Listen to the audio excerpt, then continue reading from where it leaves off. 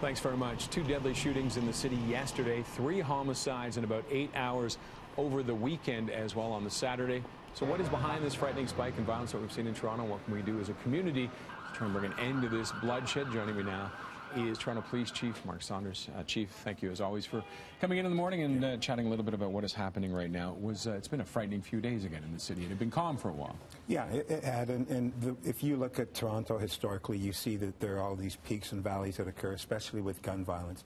I will say this one has had a much longer time frame to it. It is concerning.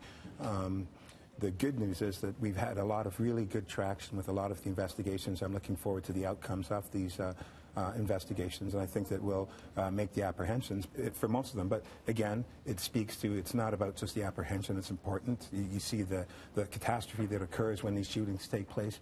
What do we do to get in front of it? That becomes much more of a critical issue in discussion.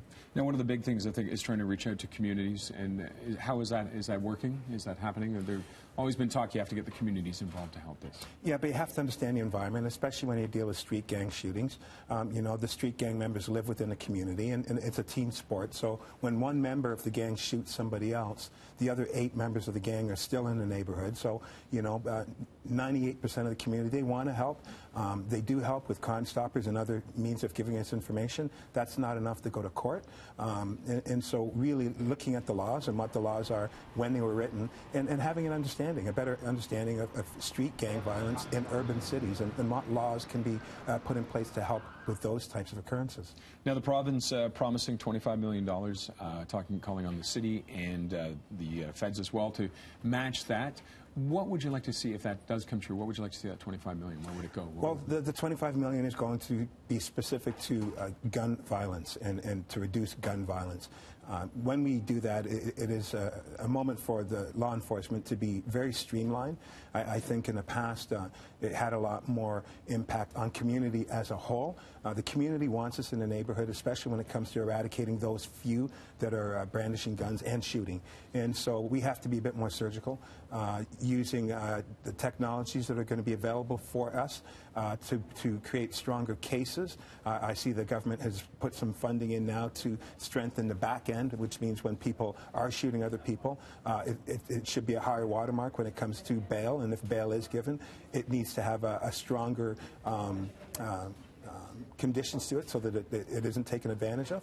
And so I think utilizing the funds from those angles and those streams will give us some positive outcomes. Now, you talk about technology. There was the controversy over the shot location technology. What other technology might you be looking at to help? Well, I don't want to get into all of the tools in the toolbox. I don't want to get into the business of making criminals smarter. Not saying that they are smart, but I don't want to put all of that out there.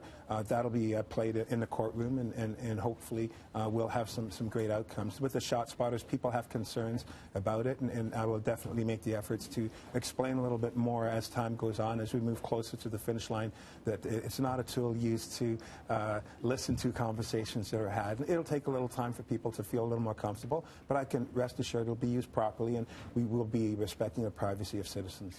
And the mayor calling on a ban on handguns, will that make a difference in the city?